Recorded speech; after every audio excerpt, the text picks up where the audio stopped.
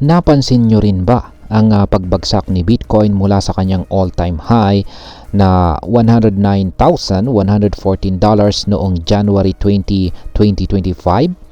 Sa halip na patuloy po itong tumaas, nakaranas ito ng 20% na pagbagsak na nagdulot ng takot sa maraming investors. Marami po ang nagtatanong ngayon, ito na ba ang katapusan ng bull run o simpleng correction lamang ito? Kaya sa video na ito ay pag-uusapan po natin ang kasalukuyang kalagayan ng Bitcoin market, ang liquidity trends, ang kilos po ng derivatives market at ang behavior ng mga holders. Susuriin natin kung ito na ba talaga ang peak or katapusan ng Bitcoin sa cycle na ito o isa lamang itong natural na adjustment. Kaya ayan, bago po tayo magpatuloy ay pakibasa na lamang po ang disclaimer dito sa ibaba ng ating screen. Ayan, ano nga bang umpisan po natin sa kung ano ang ipinapakita ng accumulation at saka distribution sa market cycle. Ayan, dito sa mundo ng crypto ay may dalawang pangunahing phases at yan po ang tinatawag na accumulation at saka distribution. Noong February 2025, malinaw na nasa distribution phase si Bitcoin kung saan ay marami pong investors ang nagbebenta upang mag-lock ng profits.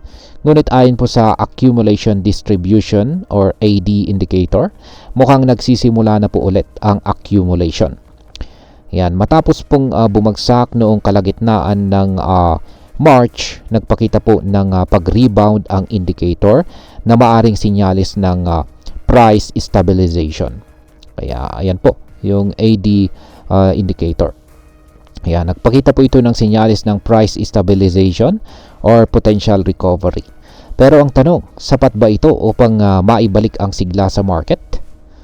Ayan, ayon naman po sa CoinDesk Data's Exchange Review noong February 2025, bumaba ng 19.9% ang spot trading volumes sa mga centralized exchanges.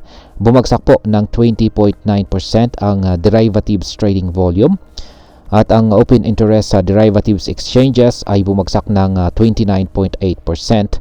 Ito po yung pinakamababa mula noong November 2024.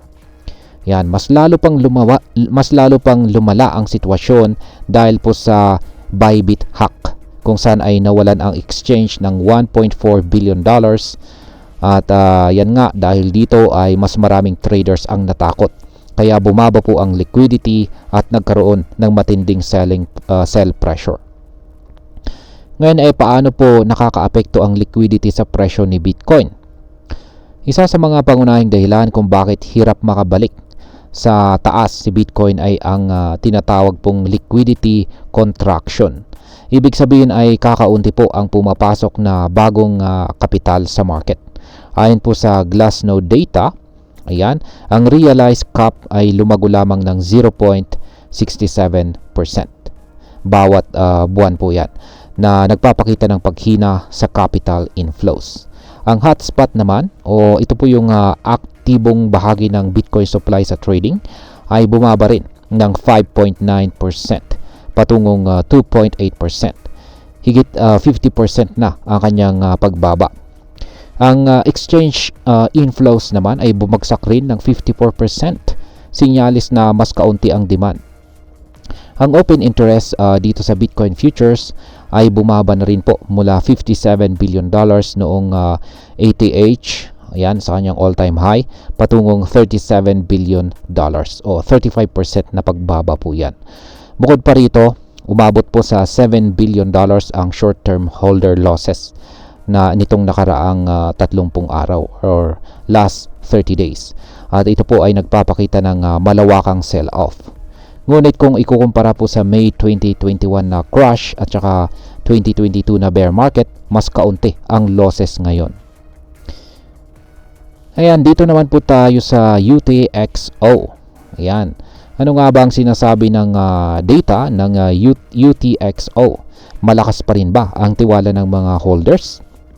Ayan, ayon po sa CryptoQuants Realize Cap na UTXO Age Bonds, makikita natin kung gaano po katagal hinahawakan ng mga investors ang kanilang Bitcoin bago po ito muling igalaw. Ang resulta ay mas marami pong Bitcoin ang hawak pa rin ng mga long-term holders. Yan, ang Bitcoin na hawak po sa loob ng 3 to 6 months ay umabot po sa $264.2 billion, ang pinakamalaking bahagi ng realized cap.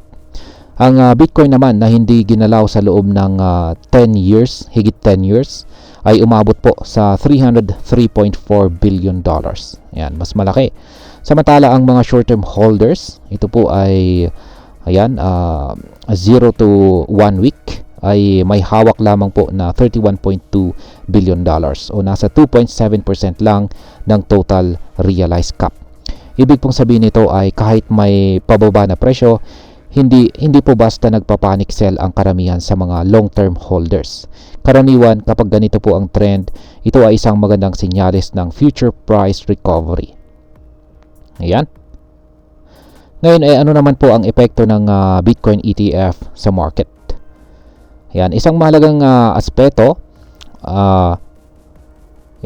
ng Bitcoin market ay ang institutional demand. Lalo na ang mga Bitcoin ETF lalo na po yung mga Bitcoin ETF. Ayon po sa data mula March 5 to 21, 2025 ay ang BlackRock's IBIT ETF ay meron po siyang malakas na inflow. Ayan, nagkaroon po siya ng positive 39,774 na BTC. Ayan, ang Fidelity's FBTC ETF naman ay meron po silang 11,392 na BTC. Ang ARK Invest ay meron po silang 2,021 BTC.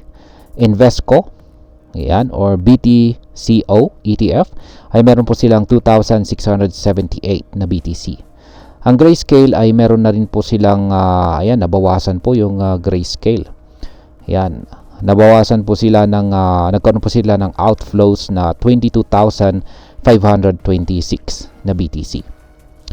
Bagamat may mga lumabas na pondo mula sa GBTC, ang net inflows mula sa ibang mga ETF ay umabot po sa 36,138 na BTC. Ipinapakita po nito na may tiwala pa rin ang mga institutional investors kay Bitcoin kahit na may kasalukuyang correction. At ayan, bilang panghuli ay ano naman ang aking masasabi tungkol dito. Yan, una, ayon po sa data ay maraming long-term holders ang hindi nagbebenta, kaya maaring isa lamang itong normal na correction. Pangalawa, dahil po sa mababang liquidity, maaring hindi pa ito ang tamang panahon upang pumasok sa malaking trades. Pangatlo, kung naniniwala ka po sa long-term value ni Bitcoin, maaring magandang pagkakataon ito upang bumili sa mas murang presyo. At ang panghuli, ang patuloy po na pagpasok ng mga malalaking kumpanya sa Bitcoin ETF ay senyales na nananatili pa rin ang demand sa kabila ng short-term volatility.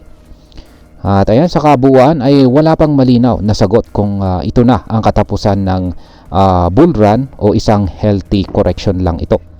Ngunit ayon po sa datos ay mukhang mas malakas po ang posibilidad na ito ay isang normal na consolidation phase kaysa sa isang bear market.